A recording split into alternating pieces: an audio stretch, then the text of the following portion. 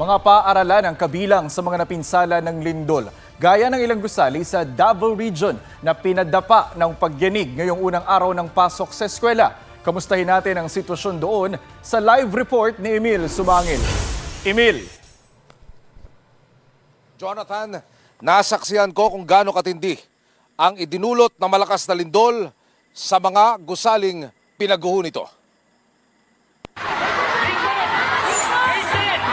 Nang umuga ang lupa na puno ng hiyaw, ng takot ang flag raising ceremony sa Matanao National High School dito sa Davao del Sur.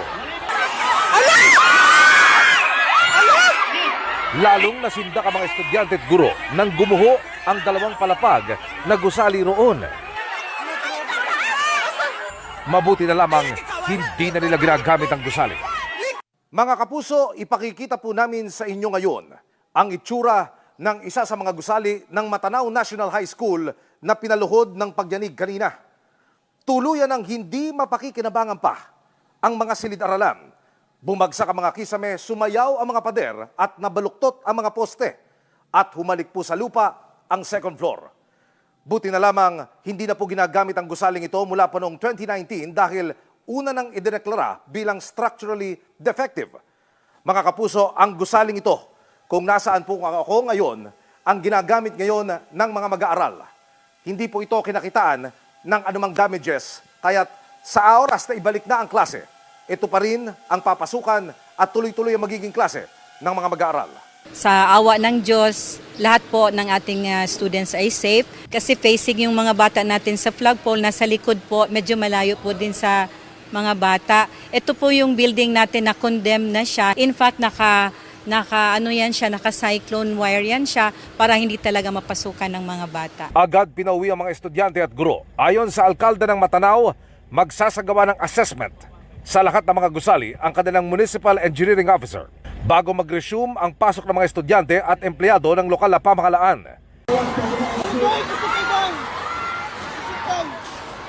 Nabulabog din ang flag ceremony ng Davao del Sur School of Fisheries sa bayan naman ng Malalag.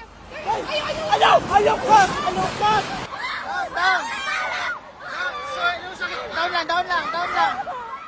Sa Davao Occidental, agad na inilikas sa mga estudyante at mga guro sa Demoloc Valley National High School.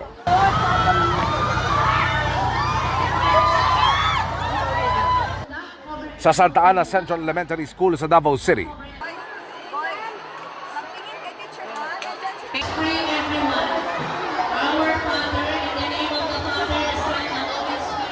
napadasal ang mga naabutan ng malakas na pagyanig. Agad din silang nag-duck, cover and hold, pati mga magulang, tinakbo ang mga anak para paprotektahan. May mga estudyante namang sinaklolohan sa Davao City National High School. Nawala ng malay at nahilo ang ilan sa kanila sa takot sa lindol. Ang ilang nasa Cabantian Elementary School lubos naman ng pasasalamat. Nasa labas kasi sila at walang nasaktan ng lumindol. Anila, tila nailigtas sila ng watawat ng Pilipinas. Napinsala ang bahagi ng pader na malapit sa gate ng Polinario Mabini Elementary School sa Bangkal, Davao City. Ang mga estudyanteng ito, nagdali-daling lumabas ng kanilang paaralan ng lumindol. Makikita rin ang malaking bitak sa pader ng isang condominium building na ito. Lord, kusog king lindong nangaguba na among gamit nami sa 8th floor. Oh my God! Sa isa pang condo unit, nasa ikawalong palapag ang mag-inang ito ng gimanig. Hinanap muna nila ang kanilang alagang pusa sa kaagad-agad na lumabas ng gusali. Sa isang mall, may ilang inabutan ng lindol sa loob. Sa gitna ng mga nagkalat na debris, dahan-dahan silang bumaba sa fire exit.